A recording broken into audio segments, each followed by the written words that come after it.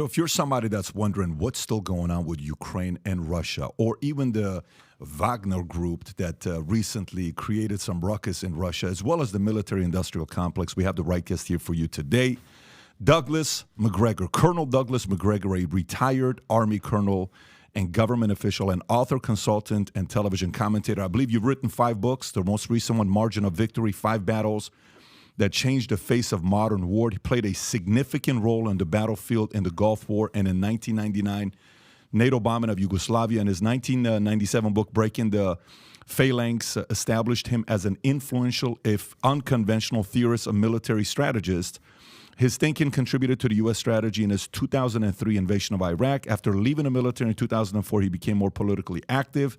In 2020, President Donald Trump proposed Macgregor as ambassador to Germany, but the Senate blocked the nomination. On November 11, 2020, a Pentagon spokesperson announced that Macgregor had been hired to serve as senior advisor to the acting Secretary of Defense, a post he held less than 3 months. Trump also controversially appointed him to the board of West Point Academy, his alma mater. He is loved by many, but he is hated both by the left and the right. Some would say the establishment. He's also the EVP of Burke Macgregor Group. Thank you so much for being a guest on the podcast. Yeah, thank you. So why are you pissing so many people off? What's wrong? What's going on there? Gee, I thought I was popular. No, it's really shattering to me. You're popular, but some people are sitting there saying, why is this guy got these weird opinions and strange opinions? Well, anybody that Washington likes these days is suspect inside the United States. Let's put it that way. So I'm happy to be unpopular inside the Beltway. So it's almost like a compliment nowadays. I think it's a tribute. Yeah. So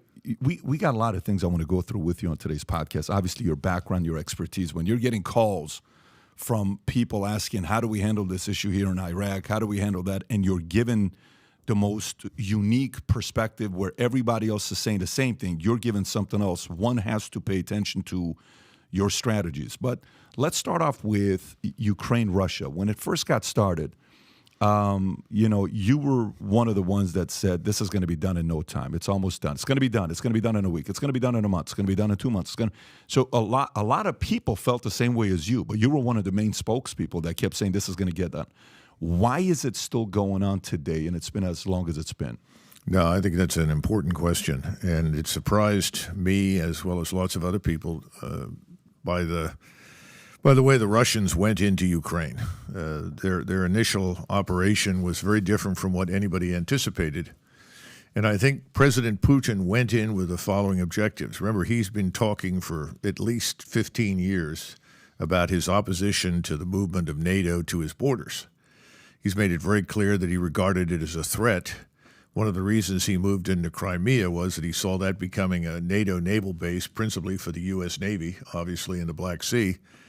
So he moved on that first and then said, look, this got to stop. Well, what happened, of course, as you know, is we had the coup in Kiev, or now the Ukrainians call it Kyiv. And as a result, we installed a government that was prepared to do essentially whatever we wanted them to do. And we poured billions of dollars in very early to build up an enormous Ukrainian military force whose sole objective was to attack Russia. And it wasn't very long before Putin concluded that if I don't act soon, I'll have missiles sitting on my border that will be able to reach my nuclear deterrent in no time and rob Russia of any sort of security at all. So he decides to go in, but I think he thought at the beginning, and this was a false assumption, that he would have someone to negotiate with. So he said, I'm going to go in really initially with only about 90,000 troops, organized into small contingents. He gave strict orders that they were to avoid collateral damage at all costs, didn't want to kill anybody. He knew he was moving into an area which was largely Russian anyway.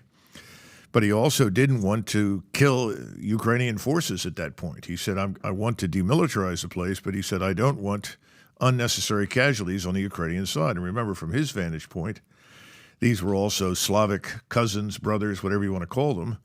And the Russians felt that way, I think, initially. And so he moves in with this very small force. He encounters a lot of resistance. I think the resistance is exaggerated in the sense that the Russians have never taken heavy casualties.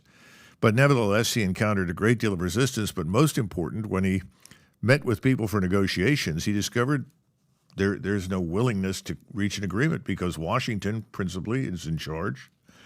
Washington doesn't want an agreement. I mean, he can read the tea leaves, and the tea leaves are very clear. This is Washington's opportunity to, quote unquote, bleed Russia. In addition to bleeding Russia, once we've bled it, we're going to see Putin and his regime removed. And ultimately, then we'll think about what we want to do with Russia, to include stripping it of resources, breaking it up into smaller parts, whatever. This, of course, was a horror story that he had not really believed in. And he found out, gee, I was wrong. And so by the summer, he has a meeting with all the senior officers, and they say, look, we wanted to go in hard. You told us to go in soft. We wanted more troops. You said no. Now we're in the middle of something. We're not going to end this conclusively unless we build a larger and more decisive force with the right capabilities. And so you have this change in strategy. It says we will consolidate control over what we've got, which is about 20 to 22% of the territory where most of the Russians, but not all of them, lived, where most of the resources are, too, by the way. And we will run essentially an economy of force mission. Our strategy is to build an impregnable fort and then let the Ukrainians expend themselves against it. And then when we're ready, we'll take the offensive. And that's effectively what's happened. And the Ukrainians have expended themselves. They're now at a point where I would say there's practically nothing left. Anybody who was really trained to do much is dead or wounded. It depends on which source you want to trust, but it runs from 250,000 dead up to 300,000 dead to 350,000 dead on the Ukrainian side. And that's military force, not. Yeah, that's just soldiers. That's just soldiers. Now, I don't know how many civilians have been killed, and I'm very, very suspicious of that because despite the change in strategy that resulted, he has always been unwilling to kill quote-unquote innocent. So if he strikes something, or you see President Putin. Yeah. So if you see a strike going somewhere, as we did quite recently, the objective was to kill, frankly speaking, foreign forces that were billeted in a hotel. This included U.S., U.K., and others, because he's been warning everybody in NATO, get out. If you don't get out, you're going to be at risk. And then, of course, next to it, I guess, was a school or something. And so immediately the Ukrainians say, see, the Russians are killing people in schools. You know, we went through this repeatedly where the Ukrainians would set up gun positions inside hospitals, schools, malls. And once that happened, the Russians had no choice but to destroy those gun positions, which meant that they were inevitably attacking what were formerly only civilian targets. I mean, this is not new. We've been through this in the Middle East. We've experienced something similar. So the bottom line is that now we're at a point where the Ukrainians really have expended virtually everything they've got. They're now talking about mounting one last counteroffensive. I don't know how they're going to do it. Whatever they do, it won't succeed. They have no chance of breaking through Russian defenses.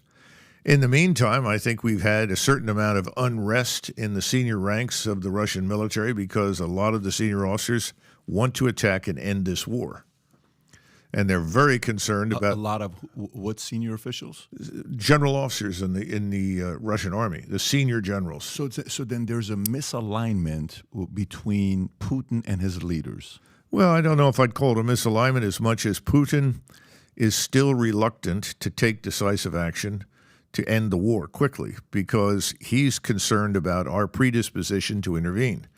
The great fear from the beginning has always been that once it became clear that the Ukrainian position was hopeless, there would be pressure in Washington to intervene, to rescue what's left. We almost have to protect our $150 billion investment. Right? It's almost if you think about it, it's like hedging. If that does happen, hey, we're so in it now that we said once we're not going to send them tanks. If we do, it's going to be this. Now we're talking, planes and all this stuff. We almost have to defend Ukraine now. Well, I don't think so, but I'm talking from the Biden's administration. Yeah, well, your argument actually probably sounds more like how we got ourselves into the First World War. But the bottom line is with this crowd right now, they've expended enormous sums of money. So I'm sure there's pressure from BlackRock and Raytheon and others. Somebody told me the other day there are only three branches of government in the United States now. One is BlackRock, one is Raytheon, and the other is the pharmaceuticals. So there's some tragic truth to that, since the Hill is basically owned by donors and we have government by donors. The American people really don't have much of a voice, and they don't know much about it, so they don't say much about it. But the truth is, right now, the Ukrainians are on the ropes. There's no doubt about it. And there's this discussion, I think, behind the scenes. Do we just move now and end this thing decisively because they can? Or do we wait some more and let the Ukrainians expend some more time and effort? And now you have discussions in the West about a joint Polish-Lithuanian intervention into Western Ukraine. And that's exactly the sort of thing that the Russians have been concerned about. And that could never happen without us authorizing it, supporting it, and encouraging it. And Putin knows that. So we're at a kind of crossroads right now in terms of what's next, and the Russians have to make a decision. Well, there's a lot there. I'm sorry, Tom. There's a lot there that we covered. A few things. So from a strategist standpoint, okay, the world, when they think about who Putin is, former KGB, this guy's going to be a shrewd guy. He's going to be 15 steps ahead, or he's going to identify his next 5, 10, 15 moves. So you're going to sit there and say, if we do this, that guy's going to do this. If we do this, are we going to push NATO to want to move quicker to support them? If we do this, maybe it's going to be easier to take over a part of Ukraine that we want under Biden, not Trump, because it's going to... I'm picturing him as a guy that sat there with his generals looking at every single possibility that could happen. How did he miss the ball on, hey, let's go soft on this. It's going to be fine. They're going to cave in. We're going to get him in no time. His military guys say, no, let's go hard. That's a big miscalculation there on his end, isn't it? Well, I think President Putin, you mentioned his KGB background. One of the things that people do not understand about the KGB is that the individuals that served in it were practically the only people in the Soviet Union that were allowed to travel beyond the borders of the Soviet Union. That meant that they could travel in the West. Putin was very familiar with the West, particularly with Germany. And by the way, he likes Germans, speaks pretty good German, because I've listened to him in his interviews. So from his standpoint, he saw a West that he thought they could work with, they could deal with. And he's always been criticized inside Russia for taking that position, because I would say the mainstream Russian position is you can't do business with the West. The West is our implacable enemy. That will never change. We are Russians. We are not part of Europe. We are not part of the West. I think Putin took a different position. I think he thought that Russia should be part of the larger European concert and should have a role in the West. Well, it turns out his critics were right and he was wrong. Now, he's still a very popular leader because he has improved the standards of living, prosperity. He's restored a lot of Russian national pride and dignity. I think his latest poll, unofficial poll that we get out of Russia, puts him at about 89% approval, whereas Biden is at about 30%. So I think Putin is very secure in that sense now, but he has always struggled with this idea of how far do I want to push it, because Putin is a smart man. He says, when this is over, we want to live with the Europeans and we want to live with the United States. We never thought about that during the Second World War. There were some people who did, because we did enormous damage to Japan, enormous damage to Germany, which is one of the reasons we had to stay there for 50 years. And there were a few voices. Admiral Leahy, who was effectively the chairman of the Joint Chiefs at the time for Roosevelt, brought in the generals and said, look, you're doing terrible things to these people. We want to be able to live with the Germans and the Japanese when this is over. Well, we didn't pay too much attention to that, but Putin is taking a different position. And he has also made it very clear that this is Russia. This is not the Soviet Union. And the Russian military, contrary to what the Ukrainians have been claiming, have not committed atrocities all over the place. They've not murdered and raped and pillaged. In other words, this is not Stalin's force, his slave army of 1944 and 45. Putin's made that very clear. He still wants to get along, quote unquote. He wants to avoid a direct war with the United States and with NATO. That drives much of his behavior. But as I said, now he's at a point where he's got to make some decisions. And that is, what do we do? Do we continue to move slowly and deliberately and watch as the Poles and Lithuanians, presumably backed by the United States, intervene in Western Ukraine? Is that what we do? Or do we act? Because what he doesn't want is whatever remains of Ukraine when this is over, he wants that to be neutral. He doesn't want it to be militarized. He doesn't want it to be a platform for attack against Russia. He views Ukraine the same way we viewed Cuba in 1963. We don't want it to be a platform for attack against us. We still don't. And that's his position. Now, can he achieve that if he stands by and allows the Poles, the Lithuanians, or anybody else, even U.S. forces, to move into Western Ukraine? I think the answer is no. Colonel, is the position you just described very eloquently on President Putin, is that the resolved view that is in front of President Biden? Is that where the Joint Chiefs are, or are they taking a different view?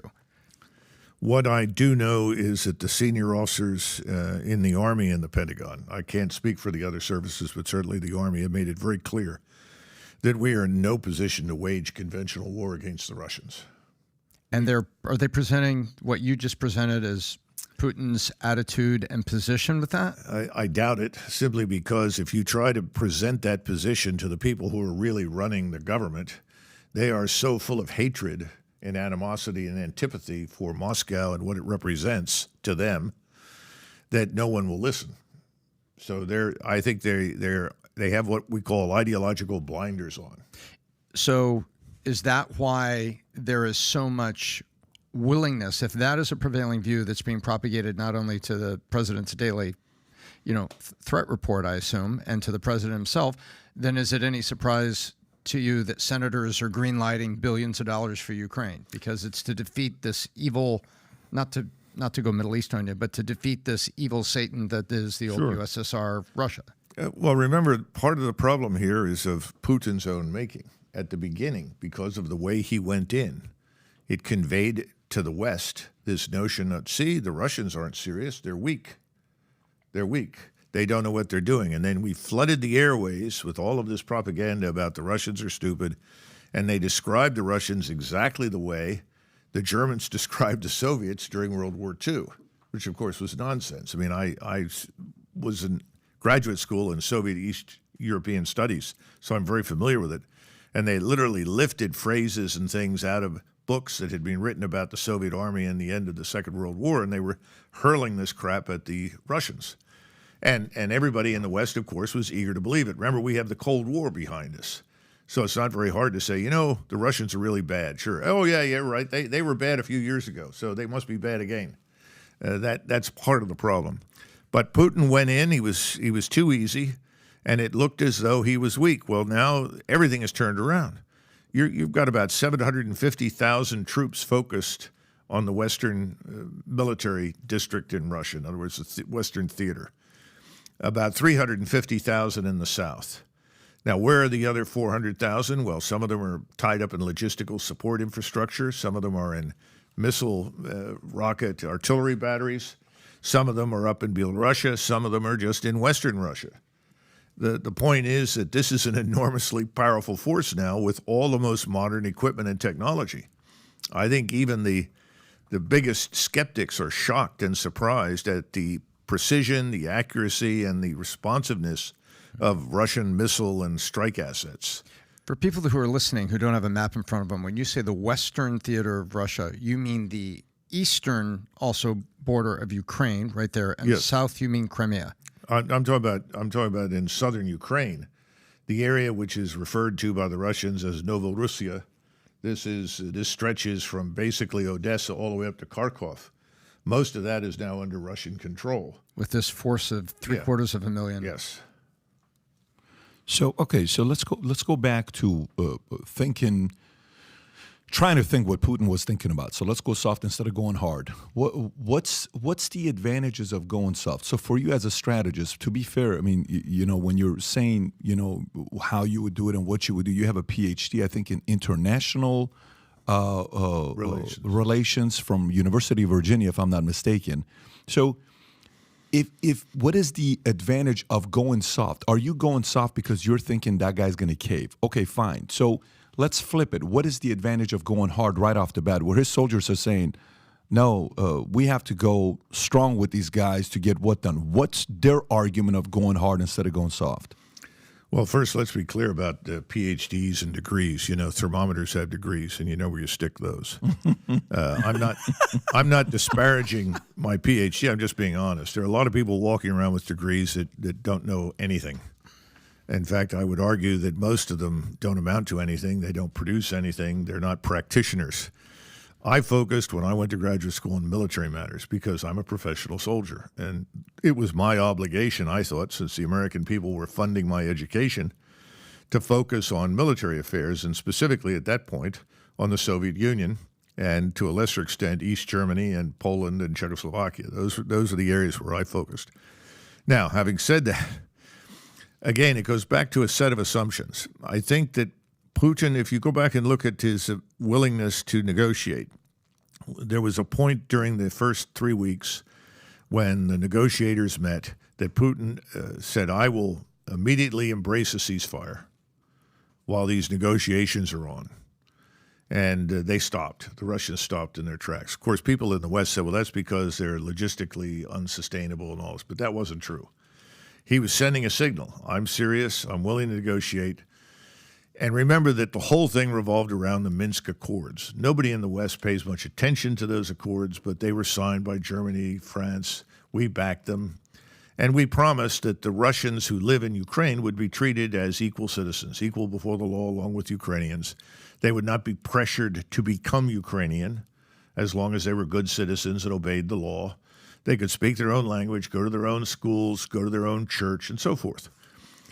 That was a big lie, as it turns out. And Angela Merkel, who was the German chancellor, was the first to come out publicly and say we lied. That was just to buy time for Ukraine to build itself up into the military power that it has become. Subsequently, Macron admitted it was a lie.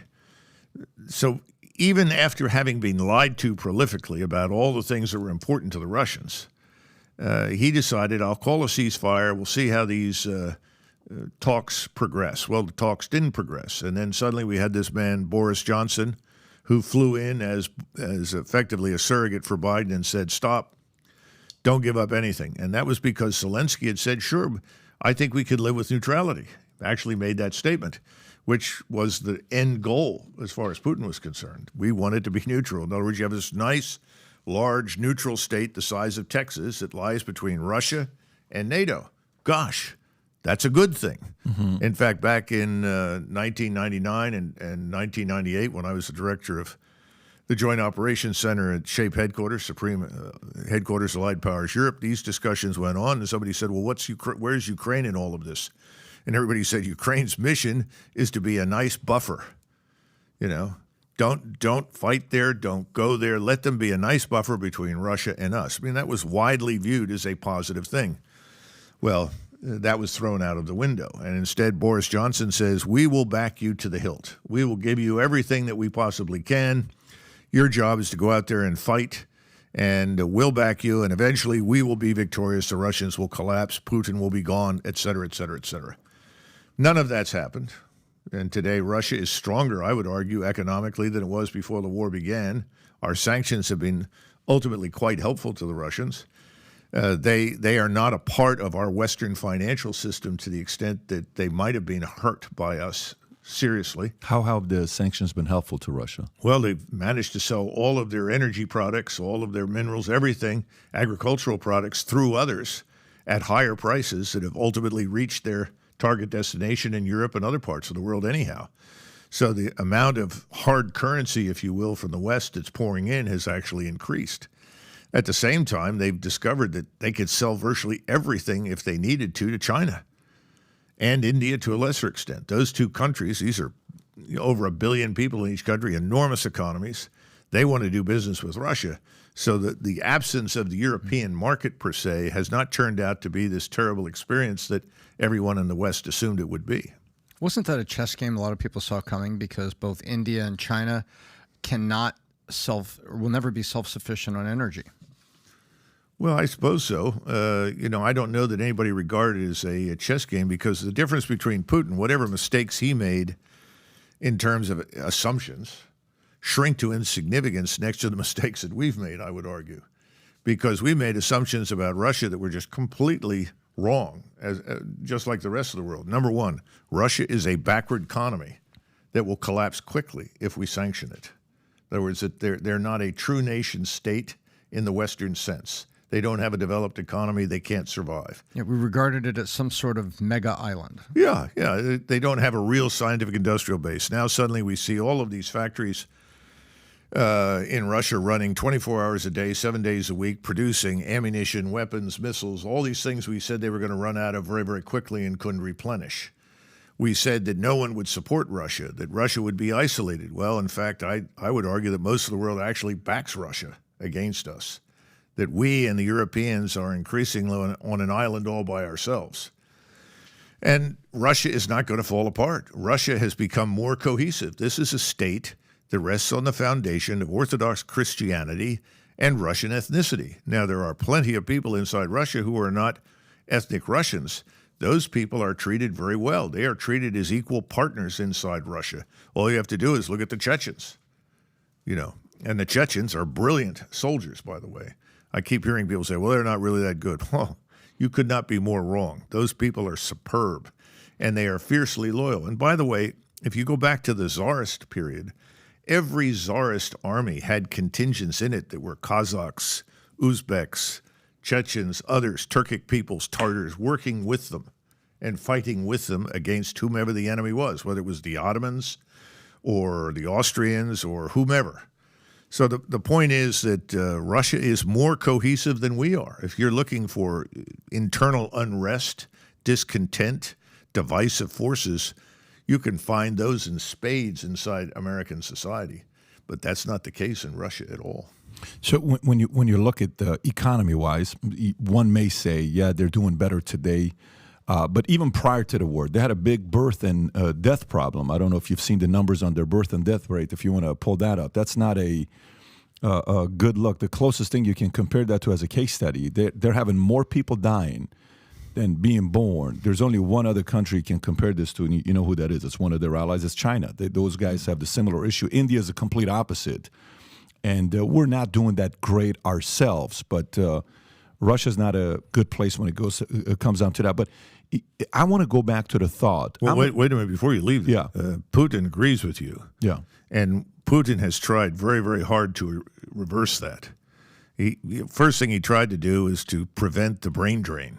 Everybody with any talent or ability had been getting out of Russia since 1992. So he's tried to reverse that. I think he's had some success. He's tried to encourage people to have How, by the way, if you don't mind, how did he do the first one? I'm curious. Basically by finding employment for scientists and engineers that otherwise had nowhere to go. He said, we've got to find employment for these people so that we can keep them here. We have to reward them for their talent. I think he's done reasonably well there. When it comes to the rest of the economy, turning around this attitude that why should I bring 2 or 3 children into a world that's dominated by alcoholic men that are destroying themselves and committing suicide has turned out to be pretty tough. I think he's made some progress there. I think this war is going to help him enormously because I think the war is awakening a sense of Russian identity that is far, far stronger and greater than anything we thought existed. All you have to do is talk to the people that are inside Russia and ask Russians what they think. Everybody says, well, they're all afraid of Putin, so they're not going to tell you the truth. That's not true. That's just not true. And we're hearing as exactly what I said. Russia is closer, united more today than I think it has been in at least 30 years or 40 years. Okay. So then as a competitor, whoever you go up against, you're going to do better if you put them as being overly calculating, meaning it's naive to just say it's a simplistic war. Let's just do this. This is what's going to happen. We're going to be this, right? Okay. For me, sometimes you know how an enemy forces you to do something to come out and say, see, I told you this is what they wanted to do the entire time. So, for example, I want to get your feedback on this. So, NATO is trying to do whatever they can to get Ukraine to be part of NATO. No, that's not what we're trying to do. No, that's exactly what they're trying to do. And this is why they promised us they would never do this. And now they're going to be doing this. Nope, that's not what they're doing. So he's pushing. And then all of a sudden, the article comes off from Guardian. If you want to show that article real quick, I think it's Guardian. You know which one I'm talking about. NATO accelerating the membership. Yep. NATO allies back fast-track membership for Ukraine. Says cleverly, U.S. Foreign Secretary says Ukraine has evolved quickly as Zelensky tells summit it can be engine of green growth. So all of this time that they're talking about this is now leading to, we have to use this as an opportunity to bring him into NATO. Then Putin's going to come out and say, Well, I told you guys this was the entire intention, this is why I'm doing XYZ, because I knew you guys were doing this. Is he that calculating of a guy that he's forcing his opponent and his enemy to expose their hand? Or is it just accidentally that this happened because he didn't think the war was going to last this long? I hesitate. You know what I'm asking? Yeah, I do. And I think the man's highly intelligent. And there is no doubt in my mind that he views what you just said as a welcome development, that his opponent is essentially revealing his hand, saying this is what we're really all about. But I do think at the beginning he still thought there was a degree of goodwill in the West that he could exploit. And there is none. That's what he's found out. Unpack that. I think because of his experience watching various administrations, remember he met with Bush, he subsequently met with Obama and ultimately with Trump. Each time he was trying to understand us, trying to understand what we were about. And I think he listened to what was said in private, and he convinced himself that these people really aren't the enemy. They are unreasonably obsessed with or fascinated with NATO, which he doesn't see any reason for. I mean, quite frankly, since he had one of the things that's very funny is people say, well, he was going to invade Eastern Europe. Well, wait a minute. You told me back in March that his army was small and incapable, and now you're telling me he was always going to invade. I mean, which is it? It's a bunch of nonsense. So he wasn't going to invade. He wanted to do business with everybody badly, because he knows that if Russia is to continue to develop and grow, he needs technology. Most of the technology that he wants is in Germany. So Germany is enormously important to Russia and always has been. Well, now he's turning away because he's trying to substitute Chinese, Indian, and other economic powers for German cooperation. But the bottom line is that I think Putin miscalculated up front. There was no goodwill. He thought there was. And now he knows it. So what are you going to do about it, Mr. Putin? And I think the Russians are all standing around saying, okay, we like you. You've done a great job. The army is ready. It's up and running. It's now large enough and strong enough to do what needs to be done. Mr. Putin, what are you going to do? Yeah, and, makes sense. We're going to see how much of that was, wasn't expecting it. He was just kind of going in to do it, and then now all of a sudden the hands are being shown. But let's look at the other side. The other side is anytime it happens in sports, it happens in families, it happens in companies. Oh, look what's going on in Amazon. 6 of Jeff Bezos' C-suite executives all resigned on the same day. Hey, look at Elon Musk today with Twitter.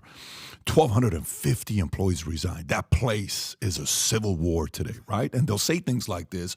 And us as readers, we're not in it. We're like, oh, wow, shit's hitting the fan in, Twitter. Shit's hitting the fan in this place. If you look at it with Wagner Group, or whatever they want to call themselves, these guys come out, and he's a billionaire himself. He's done well for himself. And, hey, our goal is to do this, and our goal is to do that. And then story comes out saying Putin disappears after Wagner coup, chaos, Daily Mail. Russian President Vladimir Putin has not been seen publicly since he addressed the nation regarding the Wagner Group failed putsch amidst rumors of Putin's flight to Tver region. U.S. Secretary of State Anthony Blinken, wonderful guy, by the way, noted cracks emerging in the Russian administration. Putin, in a pre-recorded message, termed the Wagner troops move as a stab in the back of our troops around the people of Russia. What we are facing now is a treason. Okay. And then obviously talks about who Yevgeny is and what he's done, all this stuff, which I'd love for you to talk about that as well. When that happens from the outside, it's very easy for the enemy to say, look what's going on over there. Even his people don't support his decision. He's about to be replaced. It's about to be very quickly, like the last time this happened. We saw this 25 years ago when this took place. Within a week, somebody came in and took over Russia. That's exactly what's going to be happening, right?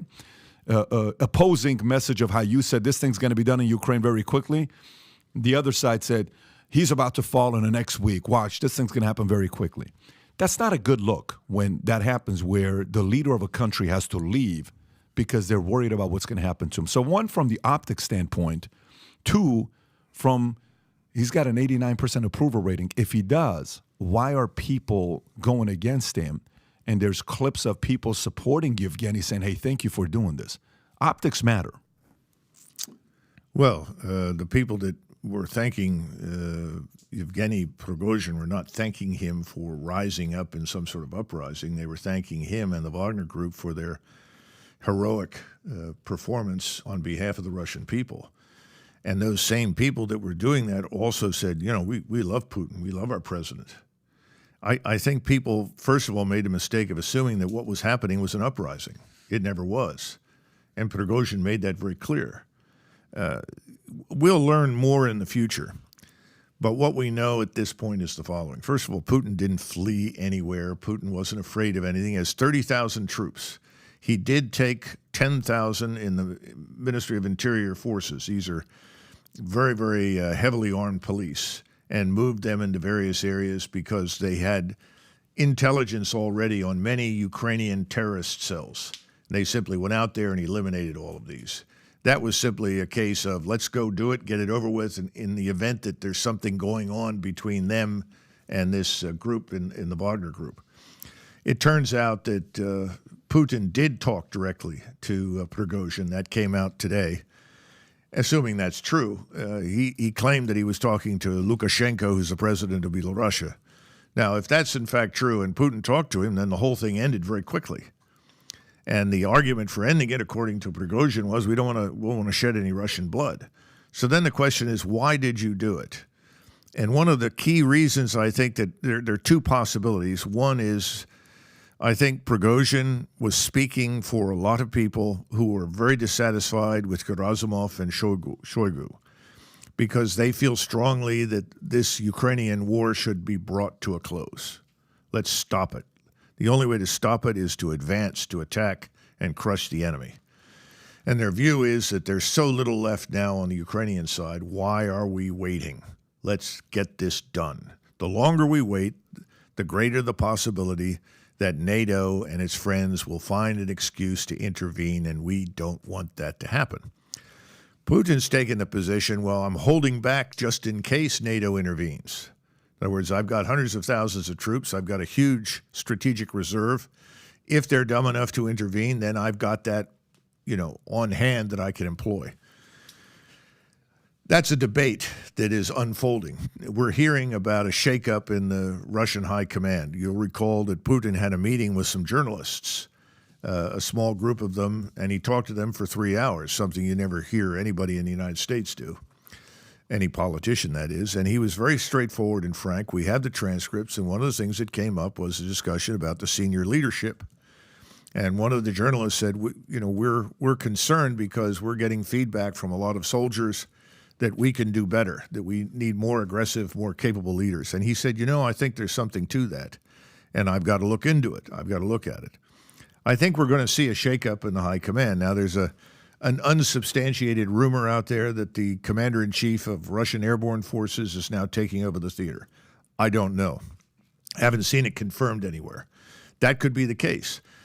Also, in the same report, Gerasimov is returning to his essential duties as chief of the general staff. He's no longer going to run anything in connection with the war in Ukraine.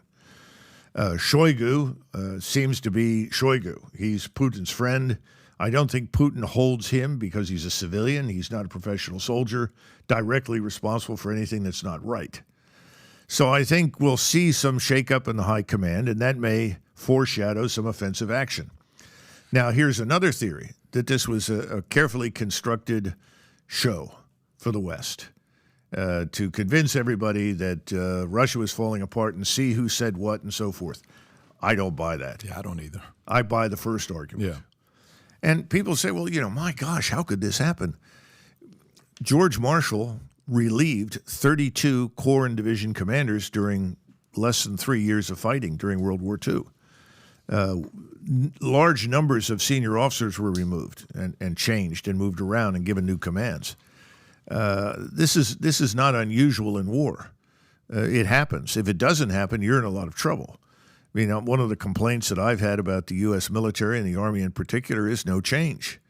Why no change? Well, it's a stagnant pool of people and talent. You need fresh blood, fresh eyes, and I'm sure that Putin has discovered that's required in the Russian military, and I think we'll see it. Beyond that, I can't speculate anymore because I don't know. And I haven't talked to anybody who does. You know, the whole thing about, look, if we keep going the way we're going, this NATO thing's going to get done with Ukraine and they're going to become a member. We got to kind of slow our roll the way we're going. Look, whether they go hard or go soft, what do you think are the chances that Ukraine's eventually going to be part of NATO? Non-existent. Non-existent? Yes. That's not going to happen. No. And this is the problem. We don't seem to understand that if we continue to insist that whatever remains of Ukraine become part of NATO, we're going to see hundreds of thousands of Russian troops on the Polish border. They're just going to roll right across Ukraine. It will not stop until they hit the Polish border and the Romanian border. That's very clear. That's not what he wants. And I keep trying to explain this to people. If you know anything about Western Ukraine, I grew up with people from Western Ukraine. They do not want anything to do with the Russians. And Putin knows that. He doesn't want to run the place, doesn't want to govern it. He just doesn't want it to be a platform for attack against Russia, which is what we tried to turn it into. I also think the majority of Ukrainians that are still there, and maybe even the majority that are away, they may not like Russians, but I don't think they support this war. And the reason I say that is that if you go back to the election that brought Zelensky to power, when he was picked up from nowhere as a comedian and sponsored by Kolomoisky, who's a very powerful oligarch in Ukraine, he ran on a peace platform. He said, if I'm elected, I'll make peace with Russia. Well, virtually everybody, something like 89%, went out and voted for it. They wanted peace with Russia. There were only very few people in the far west of Ukraine that didn't support that. So I don't think Zelensky is by any stretch of the imagination as widely supported as people think. And, you talk about their situation right now. He has press gangs. Press gangs are groups of people that go out and forcibly drag Ukrainians into the Ukrainian military because they need manpower. He's now doing that in the far western portions of Ukraine where he said he wouldn't do it, in Galicia and in the Carpathian, what used to be called the Carpathian Military District. Ukrainians are leaving. Ukrainians are moving out. There are reports now that Ukrainians are actually stoning and in some cases shooting at these press gangs from the Ukrainian army in western Ukraine, that they don't want to go to war. They don't want to fight. We're getting reports that platoon and company-size elements down in southern Ukraine are defecting. They're simply saying, look, we've had it. We can't do this anymore, and they're coming across and surrendering. And very, very smartly, the Russians from the beginning have treated all of the Ukrainian prisoners very, very well. They have not harmed them. They have not abused them or brutalized them. They facilitated prisoner exchanges, whereas we've got videotape of Ukrainian soldiers kneecapping with AK-47s, Russian knees of soldiers that are in captivity. We have video of them executing because the Ukrainian soldiers that did it actually posted it on YouTube, on the internet. So he's run a very good campaign in the sense that he's made it very clear, we don't want to kill you. We're not really the enemy. We want this to end too. And it has had an effect inside Ukraine that we are not hearing about. These things are not reported to us in the Western media because it undermines the narrative. Did you see the Wall Street Journal story about a few days ago of Wagner mutiny revives U.S. fears over control of Russia's nuclear weapons? The Wagner paramilitary group failed insurrection in Russia led by Yevgeny has reignited concerns over control of Russia's nuclear arsenal. As U.S. Secretary of State Anthony Blinken put it, anytime you have a major country like Russia that has signs of instability, that's something of concern. Despite these tensions, U.S. officials stated that they detected no irregular activities or changes in alert levels related to Russia's nuclear forces. Is that a real threat, or is that just a story to exaggerate what's really going on to put fear in the American people? Absolutely. Second one. Yes, absolutely. You're not hearing anything truthful from this administration. And the media is conspiring with the administration to misinform the public. It's simple truth. The same thing's happening in Western Europe. Nobody is being told the truth. The only way to get the truth is to talk to people who are over there on the ground. Fortunately, I have some people who are willing to do that and pass me information.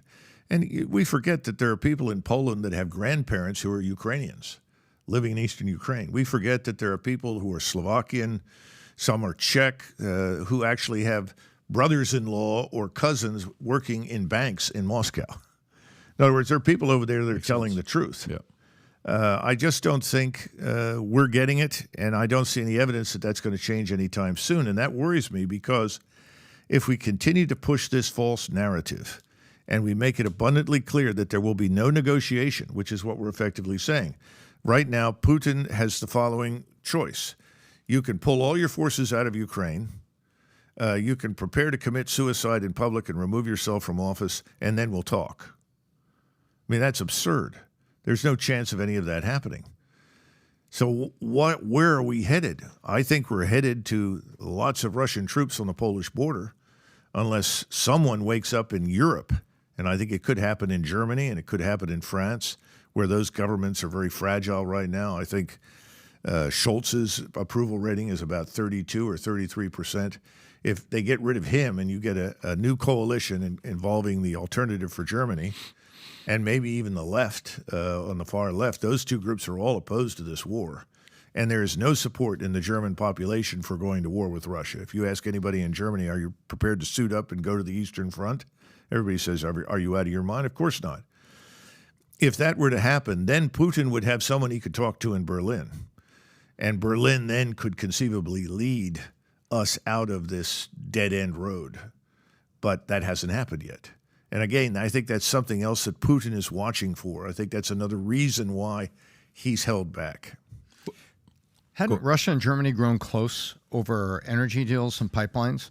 And there was this, wasn't there a story narrative that thanks to the Russians turning off the pipeline as part of the Ukraine conflict, these poor Germans are going to be freezing in the winter. And so aren't they in recent times, fairly dependent on Russia and probably, in a position where it might not be a bad idea to be the moderating voice? In 1914, Russia and Germany were each other's principal trading partners. In other words, when the war broke out, they were already each other's principal trading partners. Interestingly enough, the British were entirely dependent on the optics industry in Germany for all of its military applications. Wow. These things happen. Sometimes dumb ideas become policy without anybody consulting on the wisdom of doing something. In 1941, Russia and Germany were each other's principal trading partners. Germany could not have launched any offensive in the West in 1940 without copious amounts of steel and coal and iron and oil and gas and so forth from Russia. Impossible. Grain poured into Germany. In other words, this is a symbiotic relationship that's been there for a long time. This existed between Prussia and Russia, and the Prussians were always pro-Russian as a result and worked to avoid any conflict. This was Bismarck's argument. The Austrians were less open-minded, but they too sort of shut up and colored because they weren't in a position to do much. My point is, this is a natural relationship. It benefits both sides. We have looked at this and said this is evil and bad because this makes Germany dependent upon Russia. But we forget that Russia was also dependent upon Germany. And what happened in 1941 in July that changed everything? It's called Lend-Lease from the United States. We compensated Russia with everything that it had formerly been receiving from Germany: technology, steel, locomotives, you name it, all the resources.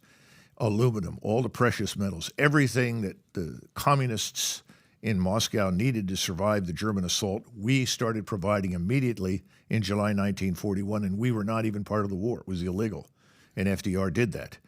Now, I'm not here to debate the wisdom of that. That's another subject, but my point is Russia also is dependent on Germany, just as Germany has been dependent on Russia. So the notion that it's a one-way street is just inaccurate and wrong. So, Colonel, best case, worst case scenario here. Okay, best case, obviously we know what the best case is. Okay, they figured out it's done. There's a way to coexist and everything goes smoothly. How bad is the worst case? This question's been asked. Many people have gone to different places. Give different elements of worst case. Here's the thing that concerns me most of all, that could lead to the quote-unquote worst case, which I regard as a nuclear exchange, all right? No one in Russia Putin, no one in Beijing, neither government has an interest in launching a nuclear weapon. I mean, they understand that if you use a nuclear weapon, the rapidity with which war will escalate is mind-numbing. That's the great myth of the so-called tactical nuclear weapon that you hear from the U.S. Air Force and others and the Navy. Oh, well, we can shoot a nuke, a low yield, only 5 kilotons, only kill maybe 30 or 40,000 people. No one will notice. In other words, this is a useful battlefield weapon. Outrageous nonsense. It is not. If any nuclear weapon is used, everybody escalates. And the reason for that is simple. Everyone's afraid that if they don't use their arsenal, they'll lose it. So we don't want to get there. How do we get there if we're stupid? If we're stupid and we try to engage the Russians conventionally, we'll lose. If there's one thing the Russians can handle, it's conventional warfare. You've already seen that in Ukraine. They can defeat us conventionally. We don't have enough forces to send. We don't have enough troops on active duty.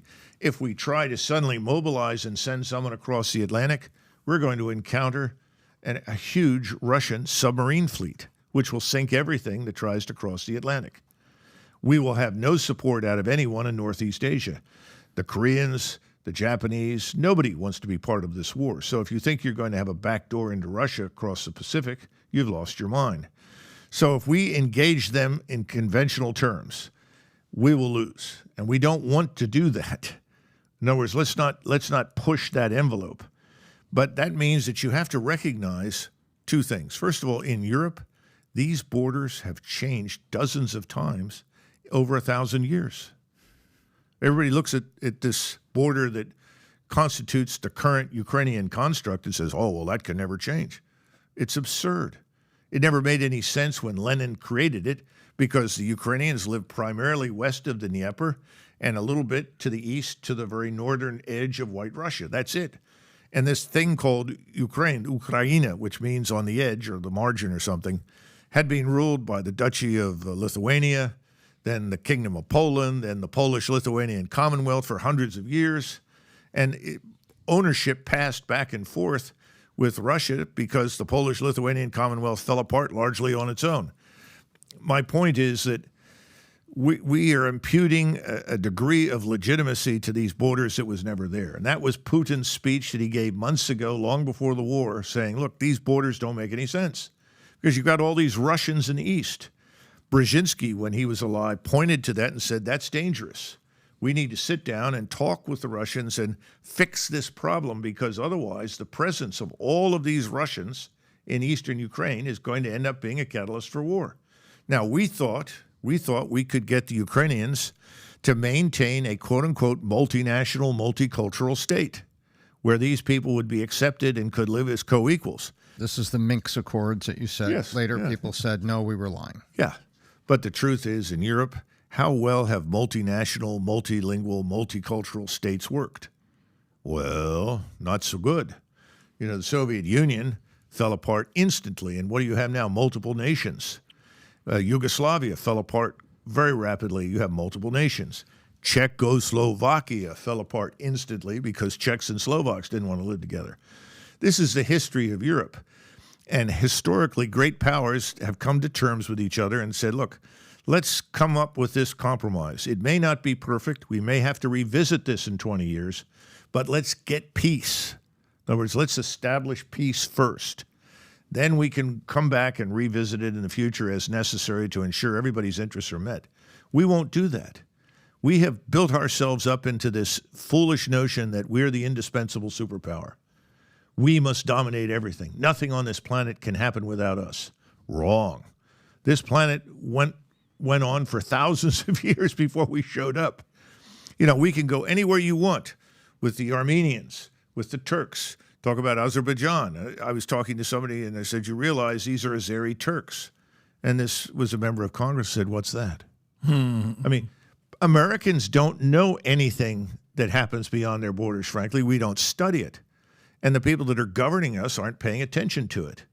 Right now, you try to explain Ukraine and they don't understand what that is, what it really means. It's history. If they understood any of it, we wouldn't be involved in it. We're not competent to sort this out. The Europeans need to sort it out. Why though? Unpack that. So if we did know the history, we wouldn't be involved in it. Why wouldn't we be involved in it? Because there's been so much hatred and bloodshed in that part of the world over the last 100 years that it's virtually impossible for us to go in and reconcile all of these parties. In other words, to some extent, it has to be fought out. And I think that's already largely happened. And if we were smart, we would sit down and recognize that this has happened and say enough is enough. How much more blood has to be spilled? I don't think we need to spill any more blood in that region. And we need to redraw the borders. We need to make Western Ukraine, whatever remains of it, neutral. You remember the whole 2 days before 9/11, Rumsfeld comes out saying $2.3 trillion of money's been missing. And, that whole story of what happened and then 9/11 took place. And, hey, weapons of mass destruction. We have to do all of that. That led to there was no weapons of mass destruction. And that one video where President Bush says, well, with what's going on right now and they're, trying to take over Iraq, he says, oops, a similar thing. I don't know if you've seen when he's giving that speech. So a lot of people are sitting there saying, okay, so who wants this thing to continue? Eisenhower prepped everybody right after he was done saying, be careful with the whole military-industrial complex. JFK was kind of pushing the envelope saying, hey, we got to also go through this. Trump was also saying there's no need to go into half these wars. Why do we have 780 military bases? But who wants this thing to continue, and who benefits the most if this thing continues? Well, remember that the bases that you're referring to are really a product of the Cold War. And the fact that after the Second World War ended, we were literally the only man standing. Europe was in ruins. The Soviet Union was by no means strong enough to wage a new war. They'd lost, we think now they've lost during the war 39 million.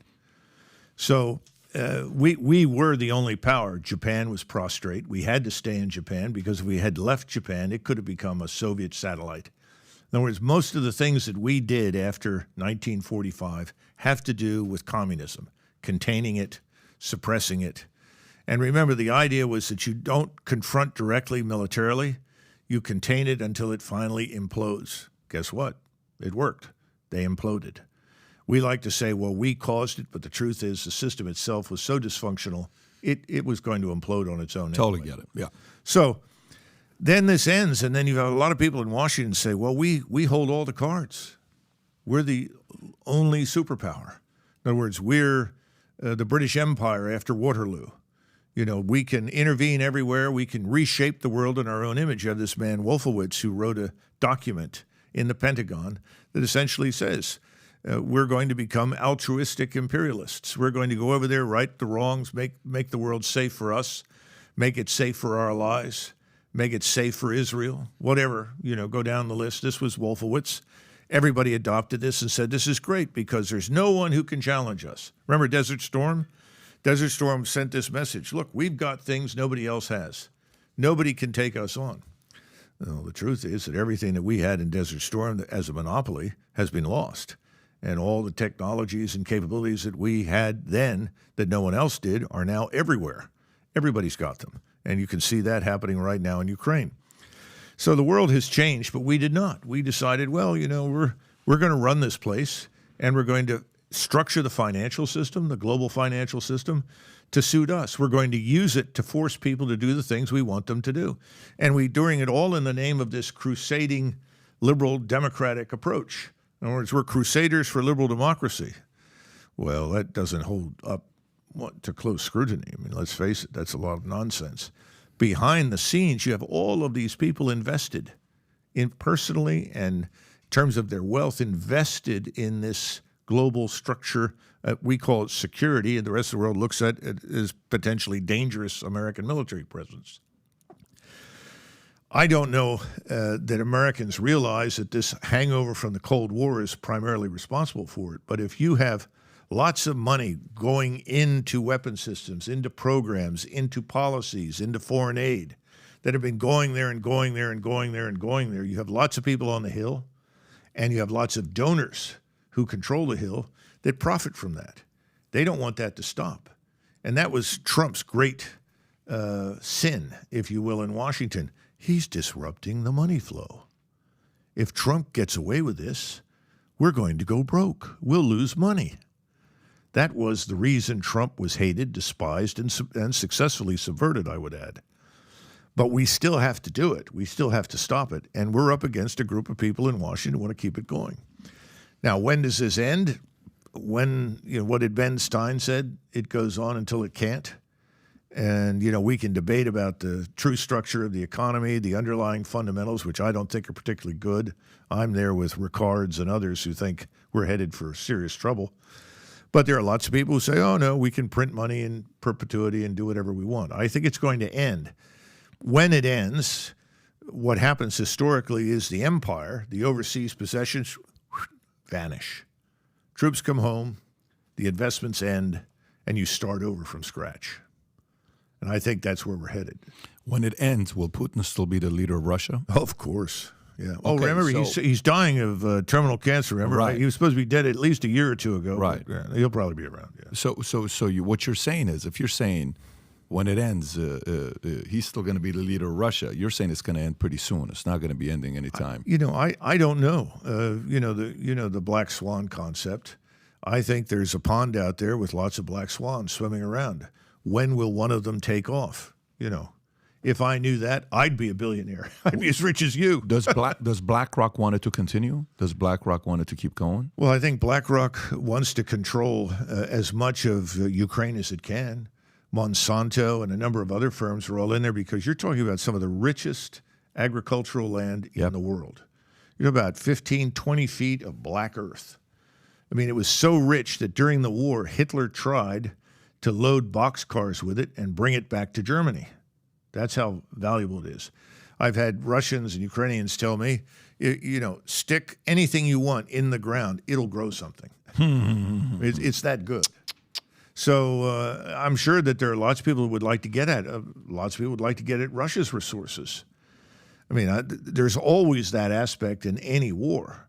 But will this work? I don't know. I mean, I feel badly, personally, for the Ukrainians because they're the victims in all of this. Tom, do you have any questions on the Ukraine-Russia Wagner before I move on to the next topic? Yeah, not on Wagner. It's a very interesting perspective to see that, what it was and what it wasn't far as you see. And also that I think the history lesson is very instructive because most Americans don't understand that Ukraine was the breadbasket of Europe in terms of the amount of wheat, corn, sugar beets, and all the things that we have over here that are our principal crops. I mean, that is phenomenal. And now this is all being disrupted, and there is a big parlor game going on to see who's going to win the spoils of rebuilding it the way, Halliburton rebuilt, dams and power plants and sewage treatment plants and big infrastructure in Iraq. No, I think that's right. Keep this in mind. During World War I, 400,000 Germans starved to death in the last 2.5 years of the war because of the British Royal Navy's blockade. Enough food simply could not reach them. These weren't the soldiers; these are citizens in the villages. They weren't the soldiers, and in fact, I knew people when I was an exchange student whose grandparents had made the decision to die so that the rest of the family would have food. I mean, that's how bad it was in Germany and Austria. When World War II breaks out, what does Hitler obsess over? Ukraine. He wants to get it. He wants to control it and hold it because of its capacity to produce food. So that tends to distort the whole strategic approach to the war in Russia. That's how important it is, and there's no doubt that people would like to get control of it. Now, the point is, if it's going to be a neutral place, I don't know if anybody is going to help the Ukrainians sort through all of this so that they are not stolen blind. But I guess that could happen. So...